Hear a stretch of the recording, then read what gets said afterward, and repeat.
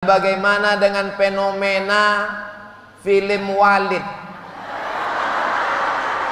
Bagaimana caranya menyadarkan suami yang malas sholat? Bagaimana cara menyelesaikan konflik dalam keluarga menurut tuntunan agama Islam, terutama masalah keuangan?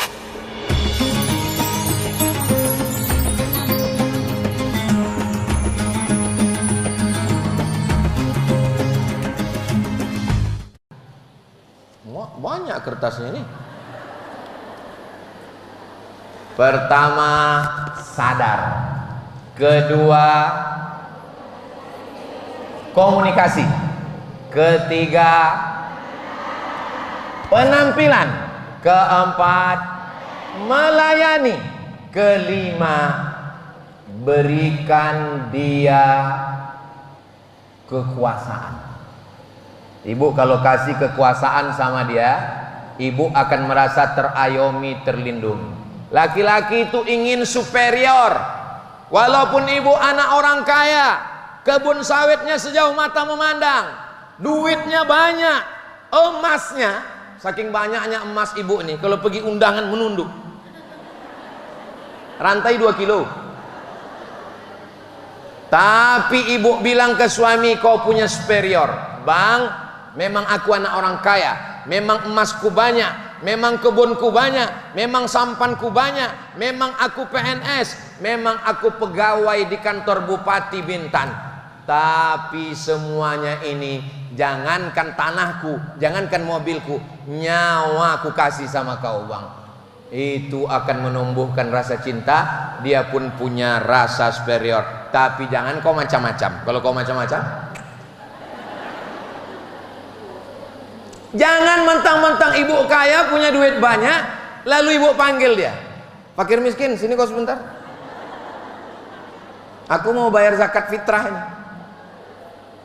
Bilang sama dia, aku bang, selama hidup tak pernah buat kesalahan. Satu-satunya kesalahanku cuma satu. Apa itu dek? Mencintaimu. Maka saat itu dia akan merasa bangga. Dia akan merasa punya powerful, dia akan merasa dihormati, dan ibu pun merasa menjadi makmum, merasa diayomi.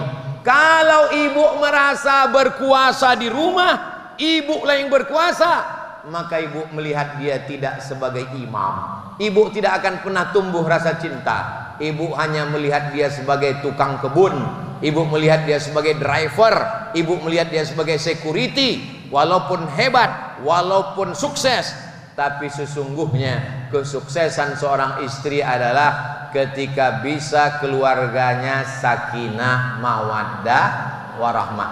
Siap mencoba 5 jurus ini? Insya Allah. Tumbuh tak tumbuh, kita tengok nanti. Kirim ke nomor WhatsApp Ustadz Somad. Kalau tak tumbuh, nanti kita tumbuhkan. Tak juga tumbuh, kita kasih pupuk penumbuh. Berikut kita jawab pertanyaan. Jangan kemana-mana, kita lanjutkan setelah yang satu ini. Seorang istri sayang suami, sedangkan suami tak ada pendapatan yang pasti. Inilah yang kuceritakan tadi. Inilah dia. Baru aja kuceritakan, datang lihat langsung kan. Istri kerja membantu perekonomiannya. Inilah dia orang. Inilah yang kita cari-cari tadi. Apakah suami itu berdosa karena makan hasil kerja istrinya? Ibu menikah, ibu PNS, punya gaji sebulan 5 juta, amin. Ibu punya tabungan. Kalau ditengok dari raut-raut wajah ini, tabungannya paling sedikit 100 juta ini. Dari bunyi aminnya macam nggak yakin. Ibu punya duit 100 juta, amin. Apakah kalau ibu menikah, lalu gaji ibu, tabungan ibu, mobil ibu, surat tanah ibu jadi milik suami? Tidak, tetap milik ibu. Suami wajib memberikan nafkah kepada istri. Tapi suami mengatakan, aku baru kena PHK ma, sekarang efisiensi, aku pun kena pecat juga. Maka ibu katakan, ini ada uang, kita buat perjanjian pinjam. siapkan matre 6.000 yang udah naik jadi 10.000. Sebetulnya bang, akadnya kau minjam duit aku, tapi karena aku sayang sumpah mati sama kau fakir miskin, maka itulah tadi komunikasi, tak boleh pakai kata-kata kasar menyinggung perasaannya, maka berikan dia super full. Insya Allah nanti ada kerja bang, insya Allah ada solusinya. Antara masalah duit ini kita pakai dulu duit aku, duit ibu yang dipakai itu akadnya bisa pinjaman, bisa zakat. Suami tak boleh ngasih zakat ke istri, tapi istri boleh memberi zakat ke suami. Boleh memberi zakat ke suami. Ibu punya duit 100 juta, tabungannya 2,5 juta, zakatnya 2,5%, 2,5 juta, maka ibu boleh kasih bayar zakat ke dia, tapi jaga perasaan dia, jangan pula kasih nih kau 8 asnaf kan fakir miskin, jaga perasaan dia. Jadi duit ibu yang dipakai suami itu akadnya 1 pinjam, kalau pinjam berarti bayar, kalau tidak berarti terhitung sebagai sodako, apa pula soman. Saking nggak adanya lagi kertas. Terkait judul tadi, bagaimana mencintai istri suami, tapi bagaimana dengan fenomena film Walid?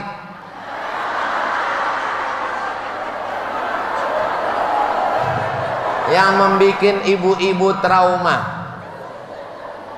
Kalau ibu ikut pengajian 2 UUD UUE, ciri aliran sesat 2. Pertama UUD, ujung-ujungnya duit. Yang kedua UUE, ujung-ujungnya perempuan. Cabut langsung dari situ. Siap? Asal nampak gayanya udah lain. Ini ujung-ujungnya duit ini. Ini ujung-ujungnya perempuan ini. Ini gatal ini. Cepat. Itu film itu memang kontroversial. Ada positif negatifnya. Tapi positifnya adalah supaya masyarakat ini sadar, jangan mudah percaya. Jangan mudah terhipnotis. Jangan ngaji tajwid dengan ustadz. Cari ustazah perempuan, karena ibu nanti makharijul huruf fa. Guru laki-laki, cari guru perempuan. Jangan bersalaman. Belum pernah bersalaman sama jamaah, belum pernah bersalaman sama ustaz. Jangan kontak-kontak sama ustaz, belum pernah kontak-kontak sama jamaah. Kalau nanya-nanya sama ustazah Fatimah, kenapa? Karena kita berpotensi untuk jadi jahat. Apa kata almarhumah mak saya? Man, sini, kau jangan jahat.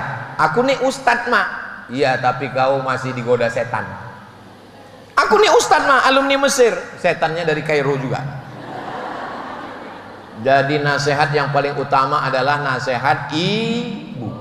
Maka saya lancar ngomong sama ibu-ibu, karena saya tidak merasa menceramah ibu. Saya sekarang sedang bercerita dengan ibu saya, dengan kakak saya, dengan makcik saya. Makin lama makin kacau tulisannya saya tengok. Burung nuri terbangnya tinggi, hinggap di dahan jati, alangkah senang di hati, kenapa Ustadz ada di sini. Terus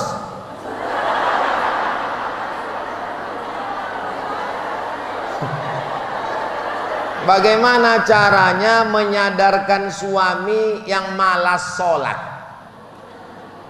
Ibu jangan marah-marah, karena kalau ibu marah-marah dia nanti makin mengamuk. Nah, ibu bilang aja sama dia, bang, nanti kalau abang mati, abang masuk neraka jahanam. Oh, payahlah saya ngomong gitu Pak Ustadz. Dah, ibu tinggal potong aja video saya nih nanti. Itu kameranya, Wira Tim Media, nanti diuploadnya potong. Hai suami-suami Fir'aun, Mestinya kalian yang membangunkan bini kalian sholat.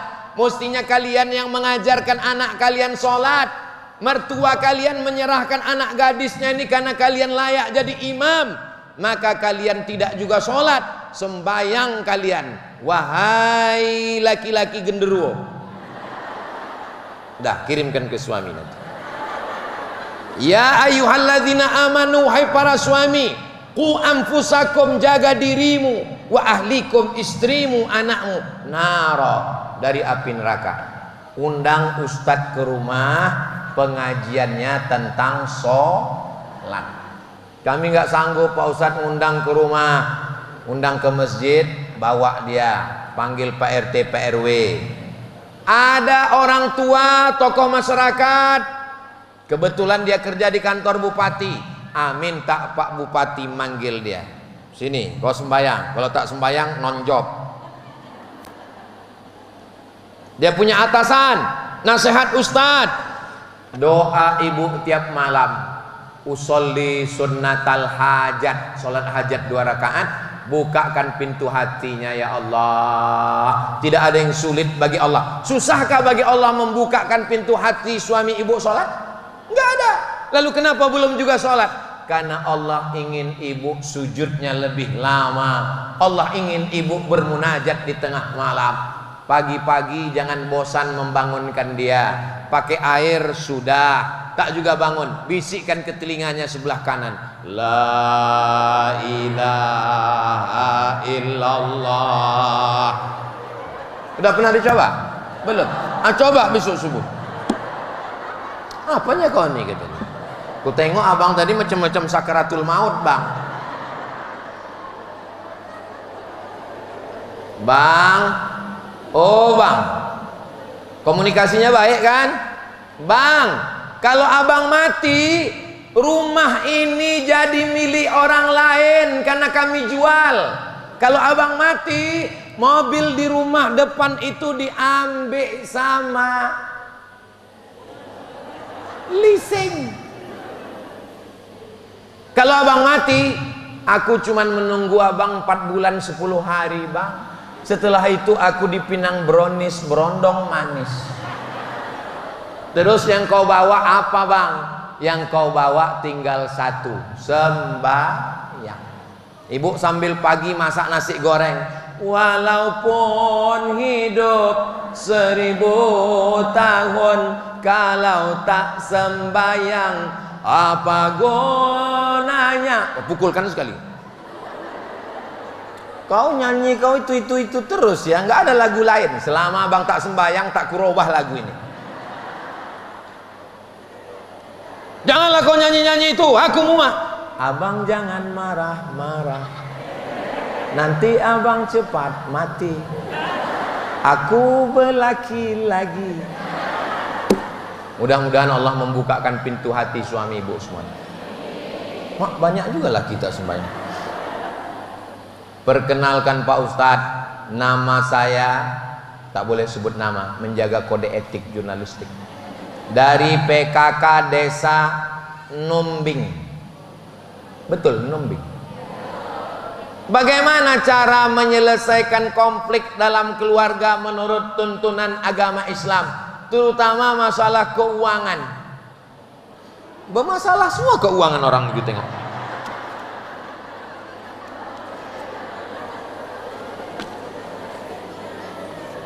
Laki-laki menanggung 5. Yang pertama makan. Yang kedua, kalau ditengok makan kayaknya ibu ini udah dikasih makan. Yang kedua pakaian. Sekarang banyak laki-laki tak mengasih pakaian. Tinggi bini 160, dikasih kain 1 meter. Ongkos jahit 200.000, akhirnya dikasih 1.000. Itulah belum pakai resleting udah dipakai. Pertama makan, yang kedua pakaian, yang ketiga pendidikan. Aslinya pendidikan ibu suami nanggung, tapi karena suami tak sanggup, ditolong PKK dan BKMT. Kita doakan Pak Bupati, Pak Gubernur konsen pada pengajian-pengajian. Makan, pakai, pendidikan, apalagi perhatian. Apalagi?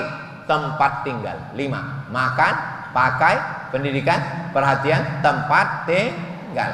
Makan, duit. Pakaian, duit. Pendidikan, duit. Perhatian, duit. Tempat tinggal, duit. Itulah kenapa laki-laki dapat harta warisan 2 kali perempuan. Lirrijali nasibum mimma iktasabu. Laki-laki dapat 2 kali. 2 kali bagian. Lidzakari mithlu hadzil unsayain. Kenapa laki-laki dapat 2 kali bagian? Kenapa perempuan dapat 1? Bukan karena Islam diskriminatif, tapi karena laki-laki punya 5 kewajiban. Ibu memang perempuan, tapi anak ibu kan laki-laki. Maka ibu juga kasih tahu sama dia, kau anakku laki-laki nak, jadilah kau jantan. Maka jangan kau bencong. Kau mesti punya kekuasaan. Maka dididik dia dengan pendidikan yang baik. Mudah-mudahan anak-anak ibu semua menjadi anak-anak yang soleh dan solehah. Suami yang tidak mengasih belanja ke bini, yang memakan duit bini, yang mengambil gaji bini, yang menjual kompor bini, yang menjual tabung gas, itu dia mesti dipanggil oleh wali. Ibu punya wali 6, tapi katanya wali 9, itu wali songo. Wali ibu 6. Ayah, atuk, abang, adik, abang ayah, adik ayah. Ngelapor sama 6 wali. Panggil suami tadi. Lalu suami dikasih tahu, hai suami, kau punya 5 kewajiban. Kasih makan, kasih pakaian, kasih tempat tinggal, kasih pendidikan, kasih perhatian. Kalau kau tak sanggup, kami bantu, kami tolong. Bisa utang, bisa sedekah, tapi jangan kau macam-macam. Udahlah, anak perempuan kita tak dikasihnya makan, duit gajinya dimakannya, dia pula pakai narkoba. Mudah-mudahan kejadian-kejadian ini bisa diminimalisir dan anak-anak kita selamat dunia akhirat insyaallah. Amin ya rabbal alamin. Ini semua kertas-kertas saya bawa pulang ke Riau supaya kalau saya tinggal di sini nanti ditengok orang, oh tulisan Sianu. Di akhir majelis mari kita sama berdoa kepada Allah, mudah-mudahan Allah jadikan kita keluarga sakinah mawaddah warahmah, anak-anak kita soleh dan solihah, kita semuanya mati husnul khatimah. Ala hadhihi niyyah al-Fatihah. A'udzu billahi minasy syaithanir rajim. Bismillahirrahmanirrahim. Alhamdulillahi rabbil alamin. Arrahmanir rahim. Maliki yaumiddin. Iyyaka na'budu wa iyyaka nasta'in. Ihdinas siratal mustaqim. Siratal ladzina an'amta 'alaihim ghairil maghdubi 'alaihim waladdallin. Amin.